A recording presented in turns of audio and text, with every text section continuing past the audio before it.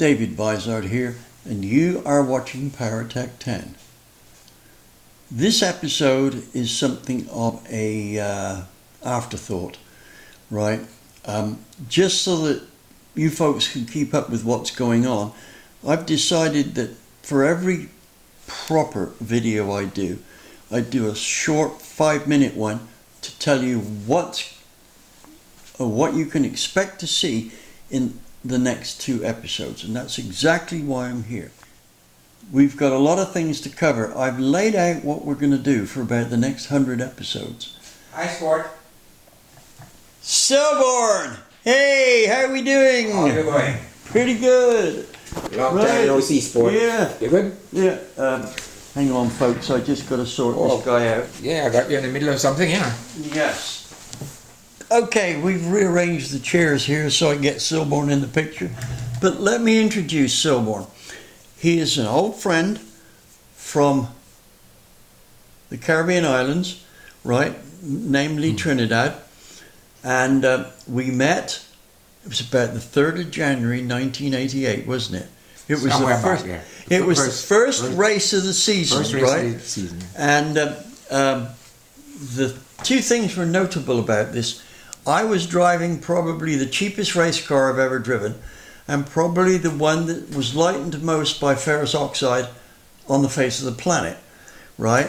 And the thing is I got roped into this driving by some guys who recognized me, and I got a call at 11 o'clock at night. Would I come and take a look at the car and see if there was anything they could do?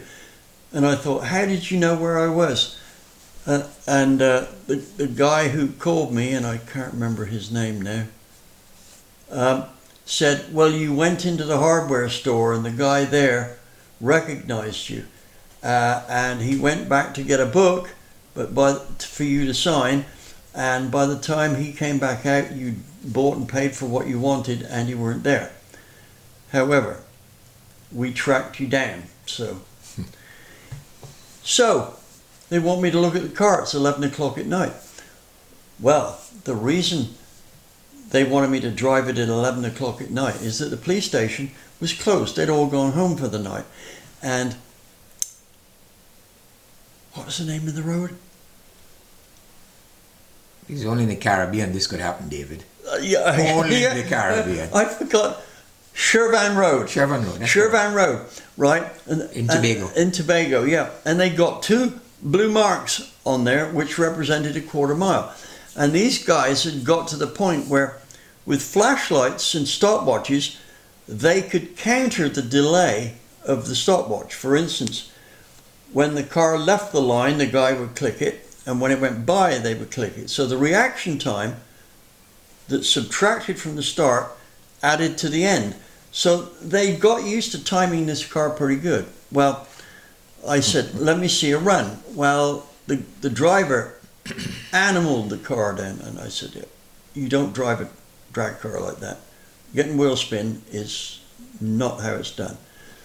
And anyway, so I made a pass, and I was something like a half a second quicker, never having driven the car. And somehow these guys, without asking me first, entered me as driver in the next race meet. Well, the car needed some work on it, right? But there's a story behind that. They built this car from old used parts. I don't think there was anything new on it. For instance, the block was bored oversized, and they used some second-hand oversized pistons.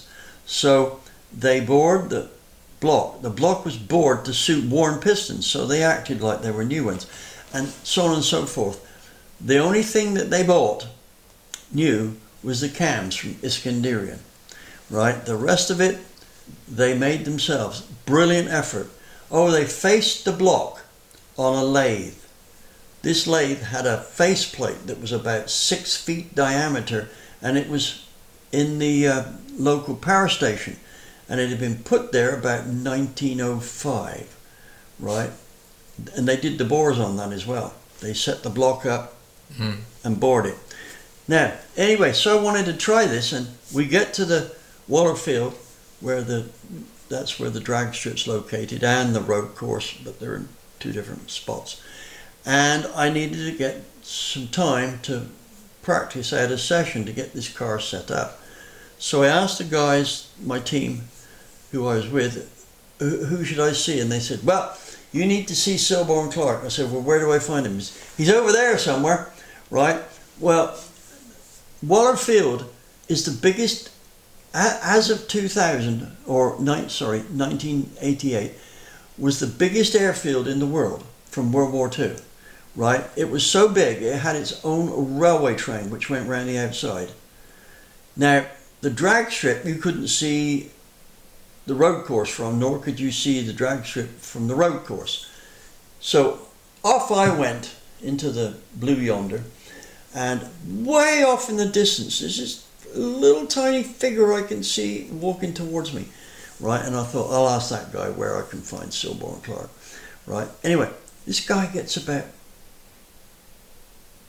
it was a ways off, I'm going to say about 200 yards, right? And he lifted his arm, pointed at me, and he shouted, I know you, right? And I thought, if he's recognized me at this distance, he's sure got good eyes. This was the guy, right?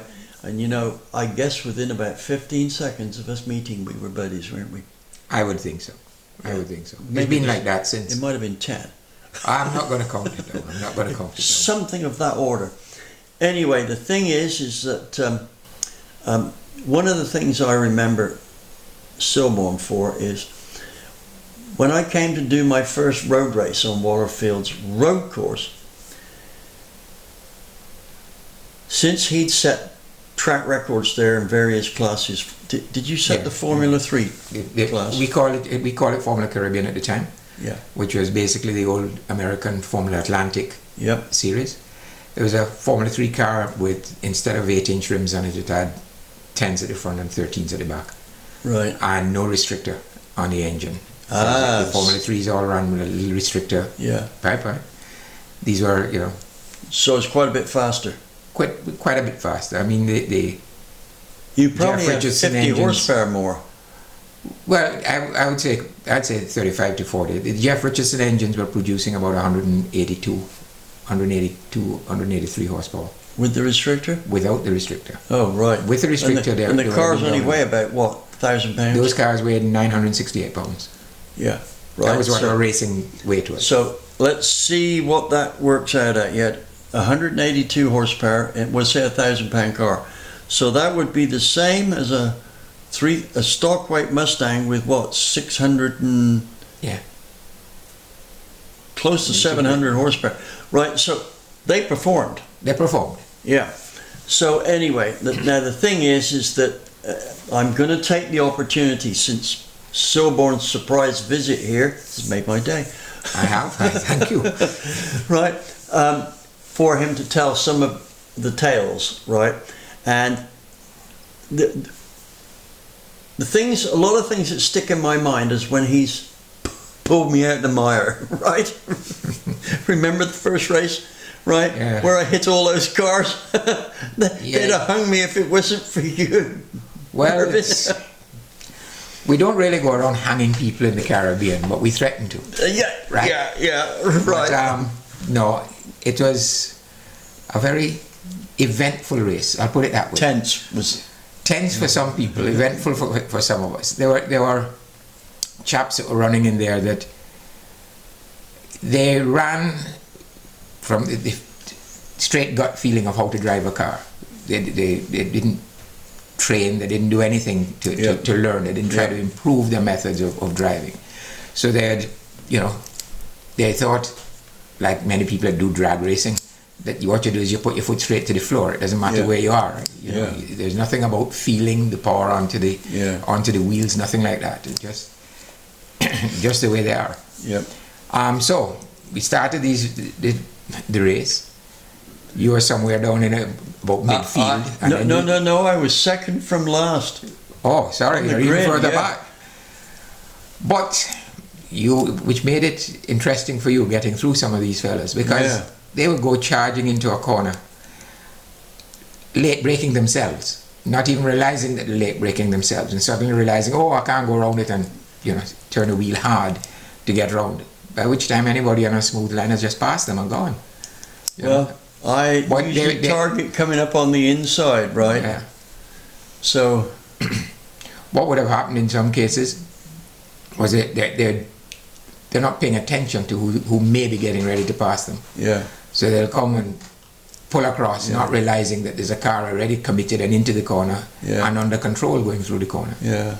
Basically, I was cutting through the field, right? The only hold-up I had was when I came across you, right? We had a great 2-lap battle, didn't we? We had. I mean, we were inches apart. Actually, that's probably an exaggeration. We were parts of an inch apart. I wouldn't go that close, David, but we were close many times right round the track. Yeah. Depending on which corner. That's called door handling.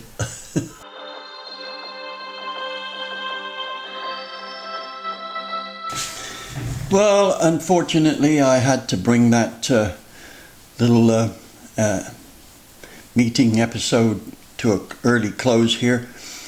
Silborn had to tear over town. He'd got some race car parts he was going to pick up, and he had to meet the guy for at 2:30, so he took off. A shame, really. That means I only got to spend like 3 hours with him, and that was not enough, but it does get me back onto the subject, and that is, what are we going to see for the next 2 episodes? Well, firstly, we are going to see some tech on ignition and combustion. Now, this is not your same old average YouTube stuff. This is stuff, I won't deny that it's stuff, that you have never seen before. I am going to show you things like defy your instincts. For instance, how long do you think a spark will be if the spark plug gap is 50 thousandths? Well, guess away. I'm not sure any of you are going to get it right. Well, maybe 1 in 100 will. But I'm going to go one better. I'm going to show you a spark from a high output ignition in a cylinder under compression and just ready to fire. You're going to look at this and you're going to say, who would have thought? And it will allow you to make some decisions on your airflow work and your combustion technology. So watch out for that. That will be the next one. And it will also look at combustion chamber swirl and stuff like that. The next one will be the timing in of the cam on our, and it's out of the picture, on our Model A Ford for Sean. Now, probably Andy and I will do that. Sean is up to here and other stuff that he's got to do. So you will see how that 2-wheel degree wheel works, and you'll go, who'd have thought? Except there will be 2 or 3 guys out there who will say, got it right. Well, good for you, fellas. Now, one last thing is, I managed to get some port filler stuff, and it's been on short supply.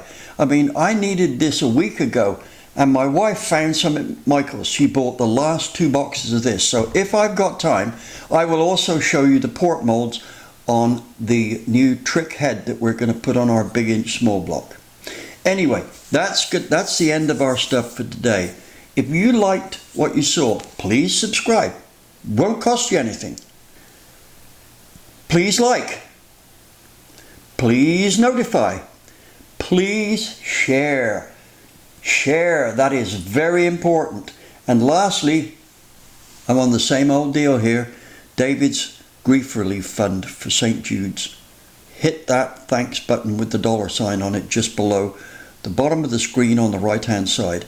Like I've said before, you can miss a cup of coffee and a donut for the $5 that will go to these kids.